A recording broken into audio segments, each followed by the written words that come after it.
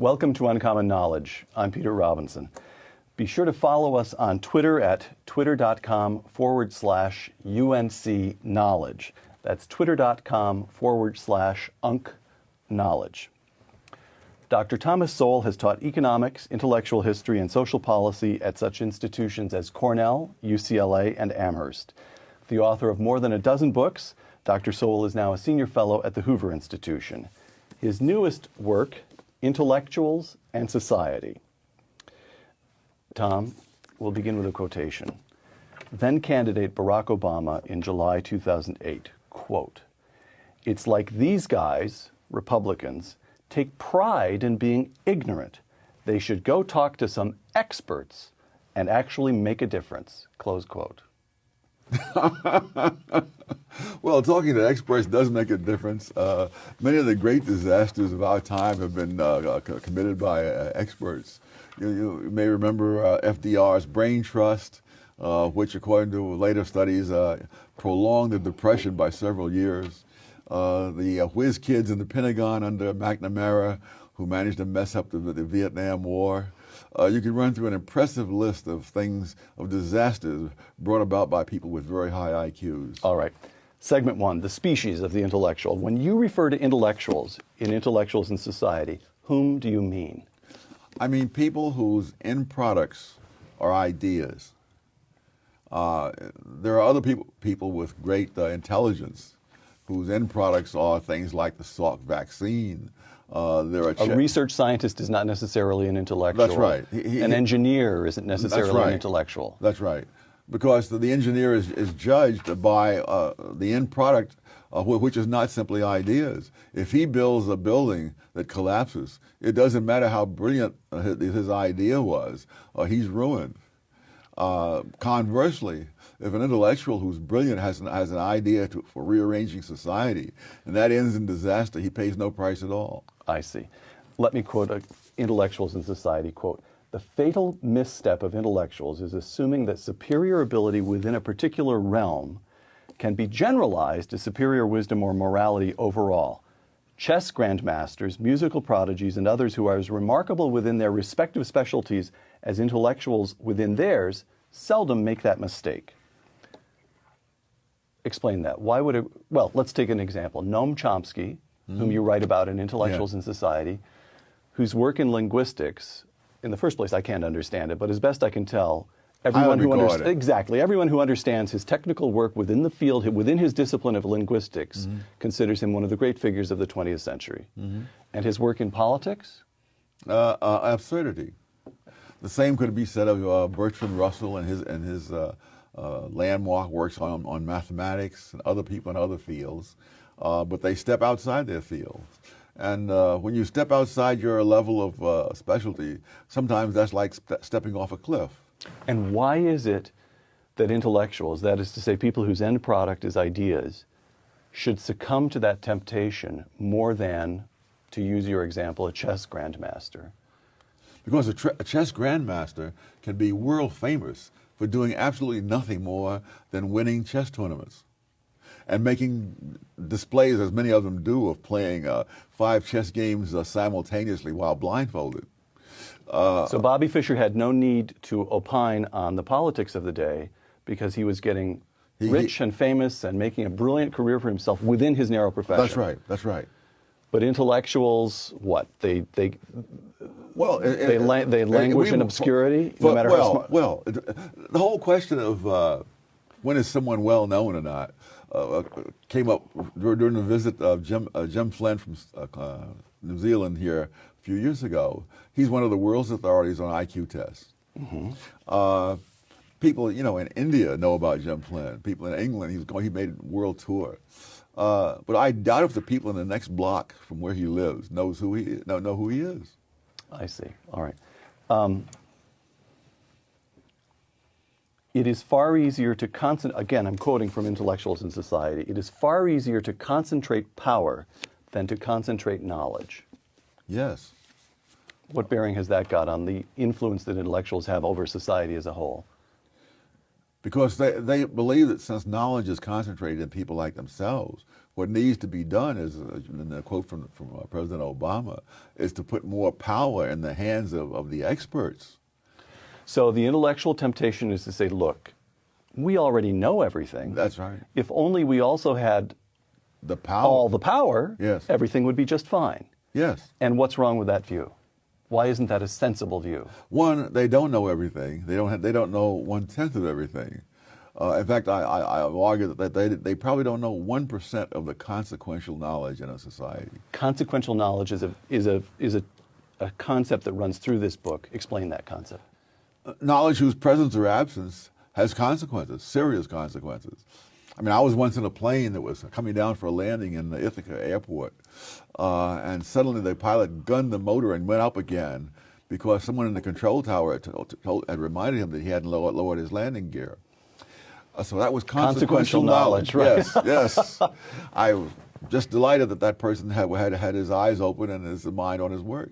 So the notion here is that the kind of knowledge, the kind of consequential knowledge required to prove effective in governing a nation, such as the United States, with the biggest economy in the world, 300 million people, you can put together quite a large group of professors, and they're still not going to possess the knowledge that would enable them to run General Motors, for example, or to run the nation's healthcare system, for example. Oh, absolutely. In fact, one of the things that has happened all around the world in the 20th century was that all sorts of countries have tried central planning. Now, the guys who run the central planning, they usually have advanced degrees from prestigious institutions. They have mountains of statistics sitting there, and they have all the experts in the country at their beck and call. And yet when you take the power out of their hands and return it to the market, then all the hundreds of millions of people who don't have any of those things usually end up with a higher rate of growth and a more rapid decline in poverty. Because consequential knowledge by its nature tends to be diffused, widely diffused. Yes, yes. Right. Segment 2, intellectuals and economics. We've already touched on this. 2 quotations. Number 1, Paul Krugman, quote, "Rising income inequality isn't new, but what happened under Bush was something entirely unprecedented. For the first time in our history, so much growth was being siphoned off to a small, wealthy minority that most Americans were failing to gain ground even during a time of economic growth," close quote. Second quotation, Dr. Thomas Sowell in Intellectuals and Society. Quote, "The statistics that the intelligentsia keeps citing are much more consistent with their vision of America than the statistics they keep ignoring," close quote. That's a tough one to encapsulate, but the basic confusion is between statistical categories and flesh and blood people. It's true that if you look at the percentage of the income that went to the top 20% in some year A, and then later on, a decade later, you'll find that percentage has gone up. And you say, well, that shows a disparity between the people. But the rich are getting richer. The rich are getting richer. Right. But when you follow statistics generated by the Internal Revenue Service, which can follow particular individuals over time, you find that people who are in the bottom 20% of taxpayers in the first year, their income is nearly doubled by this later period, while the income of the people who are initially at the top is increased by less. And if you get down to the very top, it's actually gone down. So that people are simply moving between these brackets from year to year. And the number of people who are in the bottom 20%, let's say in 1975, who are still there in 1991 is 5% of them. Really? 29% of them have already gotten all the way to the top. An absolute majority are in the top half. And so you're comparing what happens to these abstract categories rather than what's happening to actual flesh and blood people. So there's an enormous amount of churn and dynamism within the American. And almost everybody's own personal life. I mean, look, what were you making when you were 20 years old compared to what you were making when you were 40? Negative. I was spending my parents' money when I was 20 years old, right? All right? Okay. So why would the intellectuals, what you've just made is an intellectually rigorous case.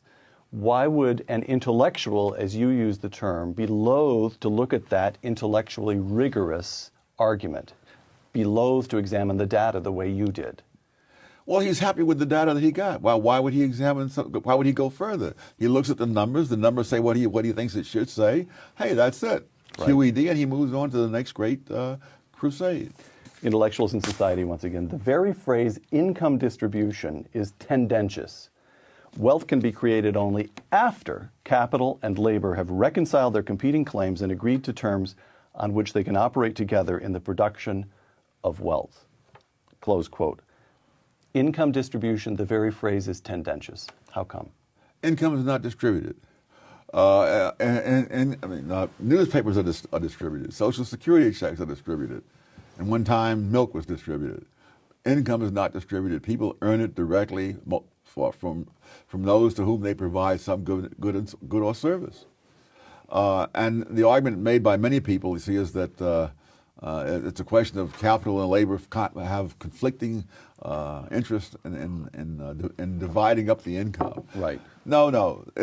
There is no income to divide up before they first reconcile their conflicting interests and decide on what terms they're going to produce that income. There is no there's no manna from heaven for them to fight over. You make the point, what I'm coming to is the economic crisis that we went through 18 months ago. But we'll start with the Great Depression, where all discussions of economic crises should start, probably. And you make the point that there are two large features of the Great Depression.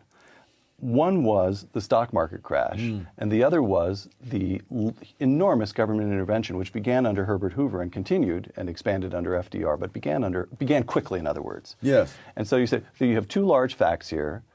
It's a very good question, which actually caused or prolonged the Great Depression, and it's a question that very few intellectuals actually examine.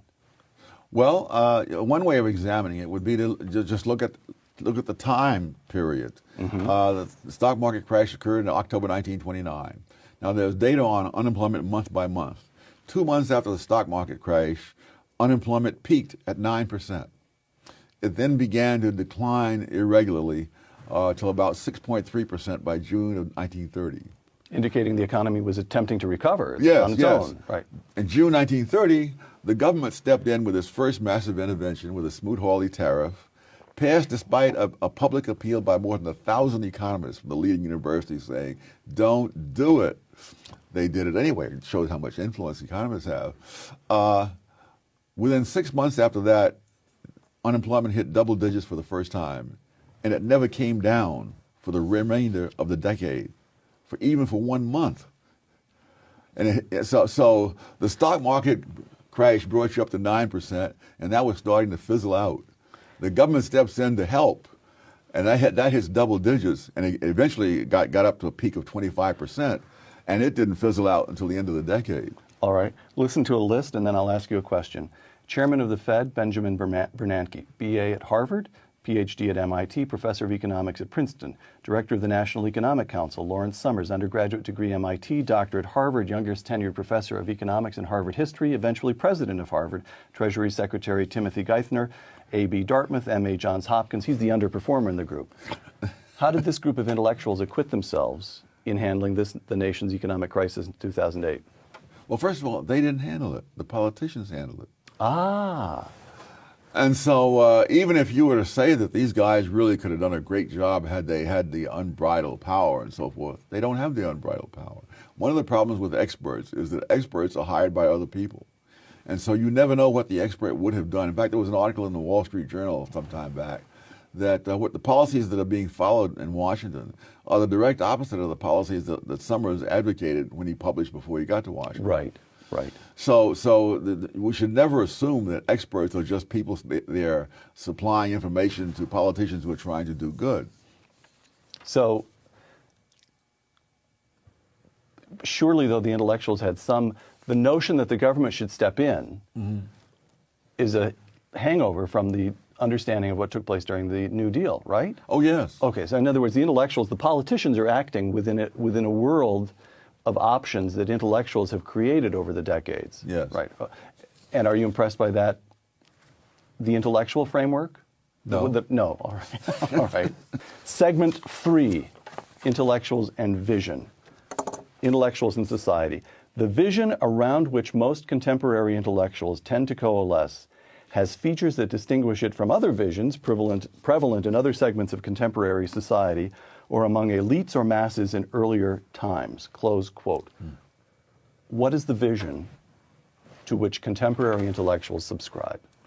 that intellectuals should influence, if not control, the kinds of decisions that are made in society, and more especially that they should promote the transfer of decisions from the masses to those who have, quote, more intellect.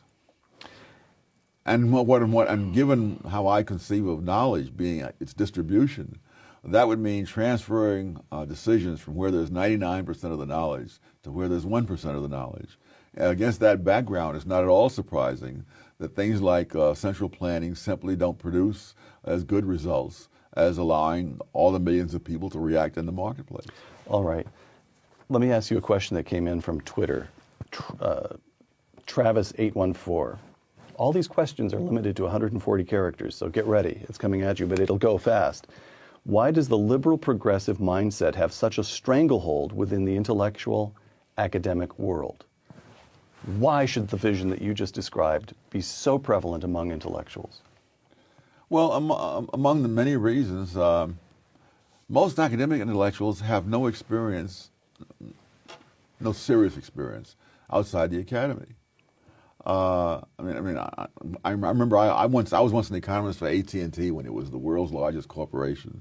And when I returned to the academic world, they welcomed me as the prodigal son, you see, had returned from the evils of corporate America to the true nirvana of academia.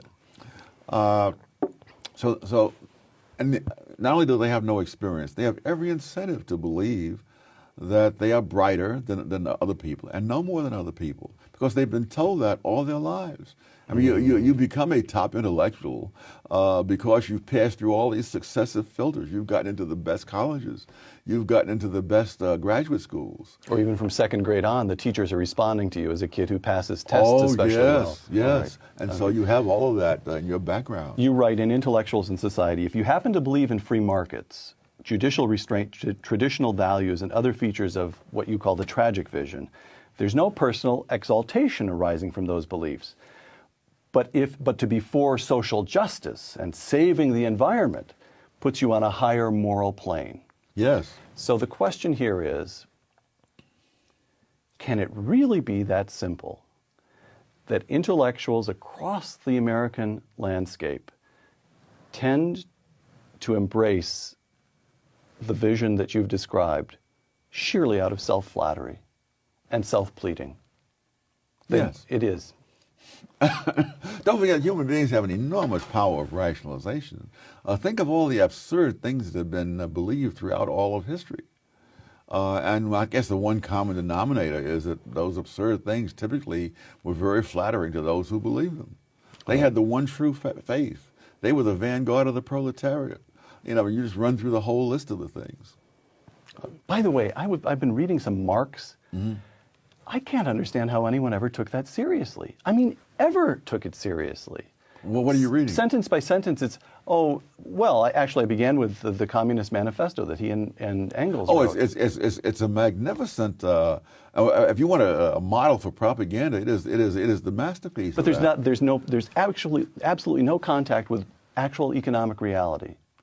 No, there's no need for that, as many people are showing. You can become president of the United States with no contact with economic reality. All right, two quotations. Intellectuals in Society, quote, "The intelligentsia often divide people into those who are for change and those who are for the status quo." Yes. Candidate Barack Obama, "We are the change we have been waiting for." Yes. Tom? People who say things like this act as if they're saying something new.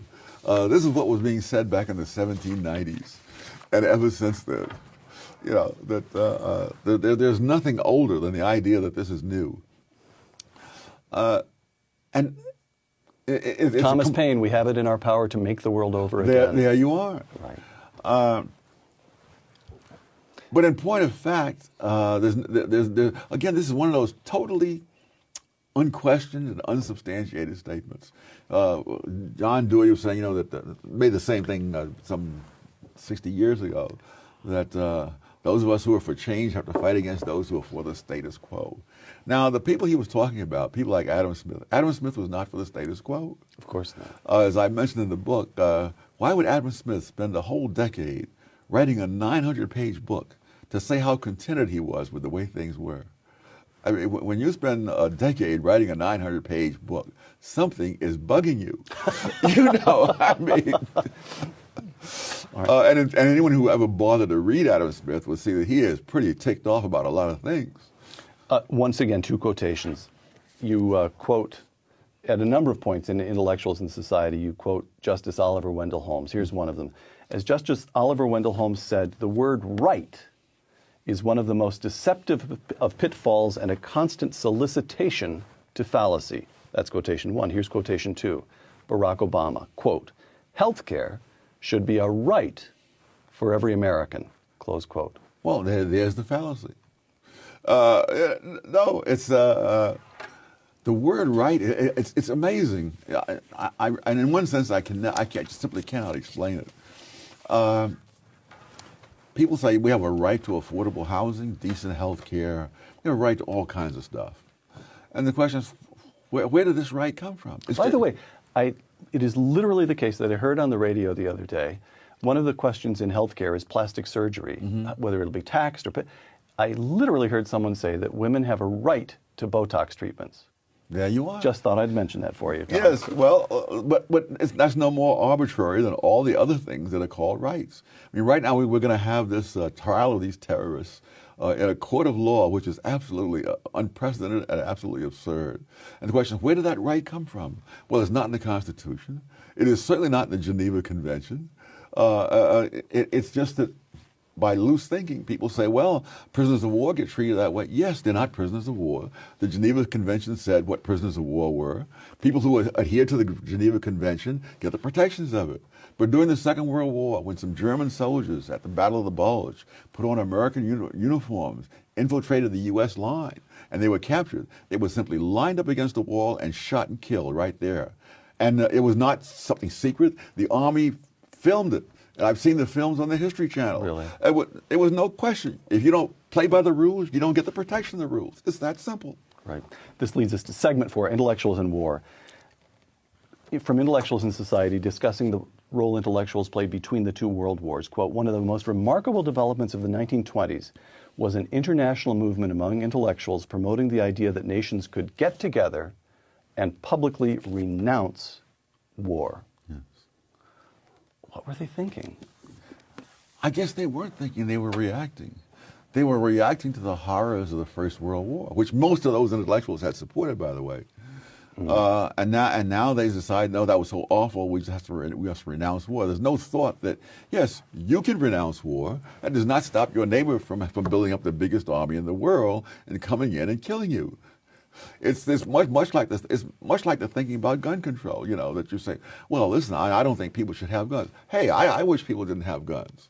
But the fact is that passing a law does not stop them from having guns. It just makes you defenseless. Right. One of the things I think I mentioned in there in passing is that in Britain, the burglary rate is far higher than in the United States. And moreover, British burglars do not case the place before they go in.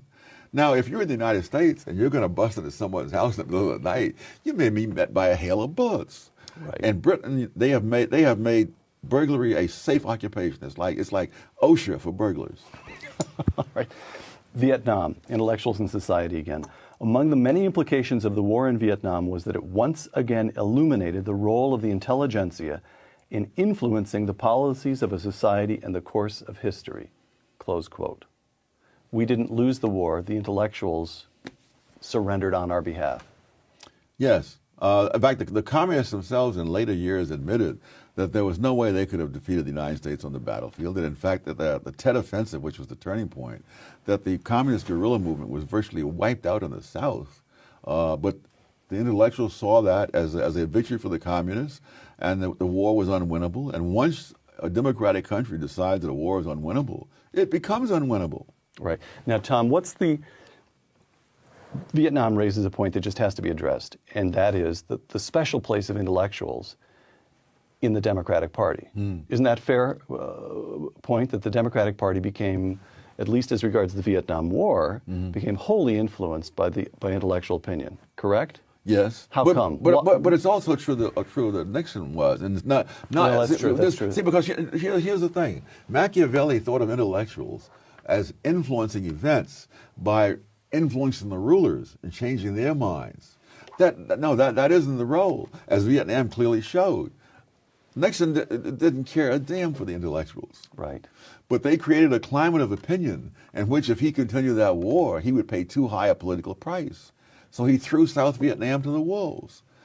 Signed a negotiated agreement, and they love negotiated agreements. It doesn't matter what it says. So long as you sign it and you win the Nobel Prize, who cares if a few million people get killed in the aftermath? What's the transmission mechanism from intellectual opinion to the larger climate of opinion?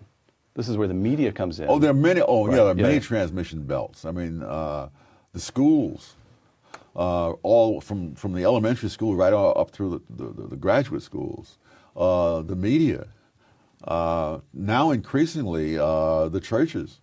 Right. Even churches that we think of as conservative are out there pushing the liberal agenda.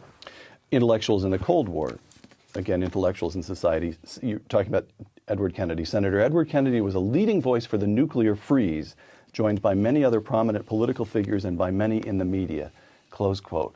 Now, this nuclear freeze movement reaches its most potent moment just as Ronald Reagan is setting in place the policies that actually Into the Cold War. end the Cold War. Yes. How come? Why do they? But this goes way back to at least the 20s. The idea that an arms race is wrong, and not only wrong, but it's dangerous, that will lead to war.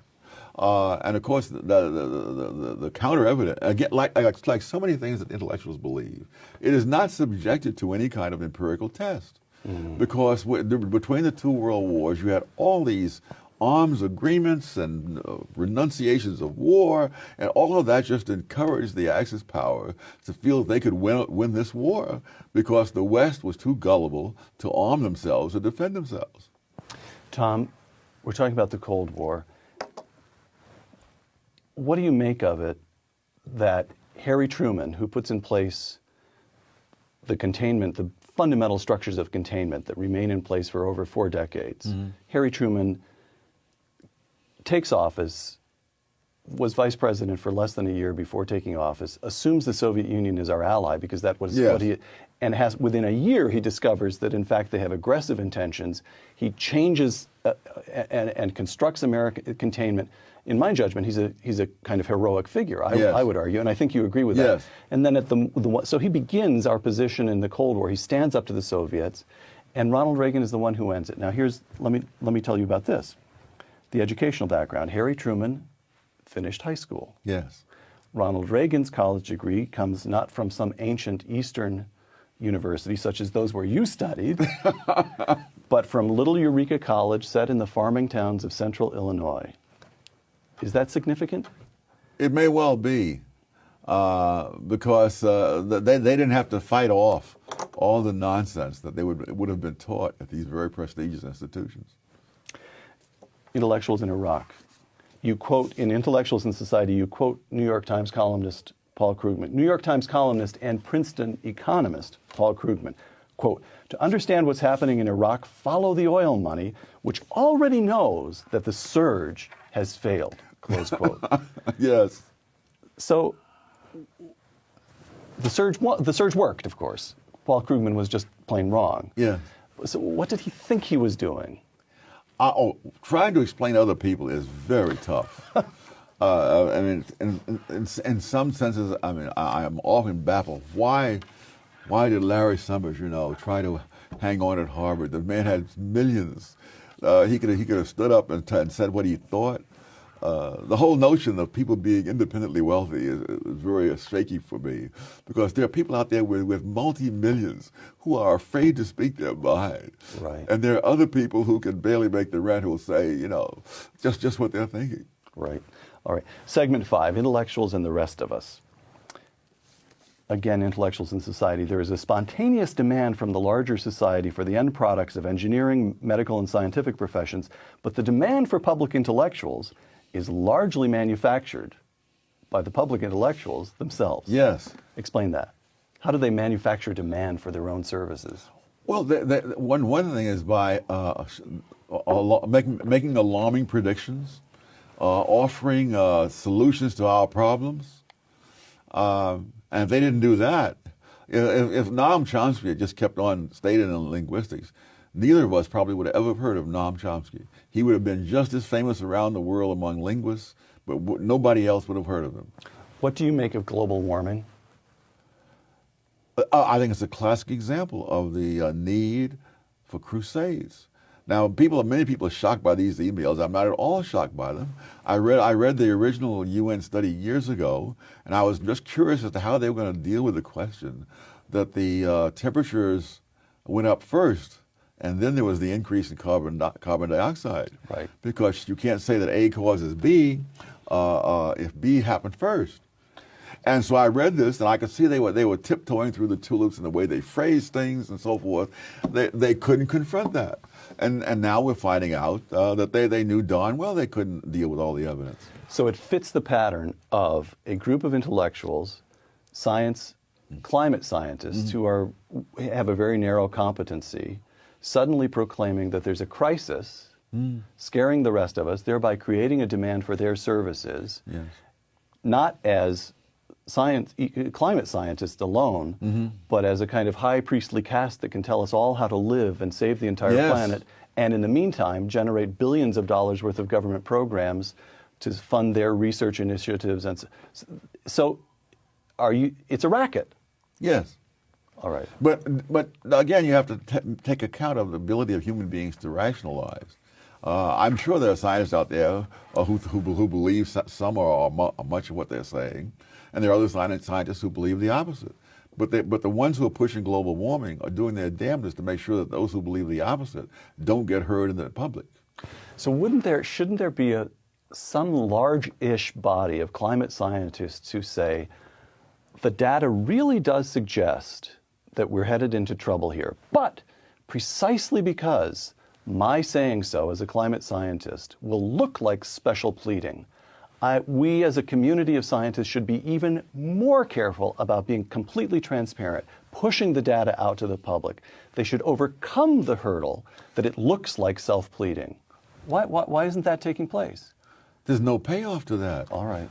Imagine yourself as an assistant professor in some department where your senior colleagues who are going to vote on your pay, among other things, have millions of dollars in grants handed out to promote global warming, and you say just what you just now said. And they'll say, this guy is incorrigible. All right. Tom, what explains the exceptions? During the 1930s, intellectual after intellectual visits Russia and says, this is the land of the future. Oh. And Malcolm Muggeridge and a handful of others, but a tiny number of other intellectuals say, no, it isn't. Stalin is a barbarian. After the Great Depression, the entire economics profession is dominated by John Maynard Keynes. Yes. And then along comes Milton Friedman, and he just won't have it. What explains these exceptions among intellectuals who stand up? That's for another book for somebody else to write. In the preface, I mentioned that I will have very little to say about Milton Friedman, not because he's not one of the most important people of the 20th century, but because he is such an exception to the general pattern that I'm trying to explain. Okay. I will leave it to someone else to figure out the exceptions. All right, let me try to ask you to figure out one other exception. I'm going to go at you one more time on this one. Listen to this. Barack Obama holds degrees from Columbia and Harvard and taught at the University of Chicago. Thomas Sowell, who like Barack Obama emerges from the African American experience in this country, BA from Harvard, MA from Columbia, PhD from Chicago, and has taught at Howard, Brandeis, UCLA, Cornell, and Amherst. What accounts for the difference in visions between Barack Obama and Thomas Sowell? Oh my gosh! This is like trying to account for every sparrow's fall.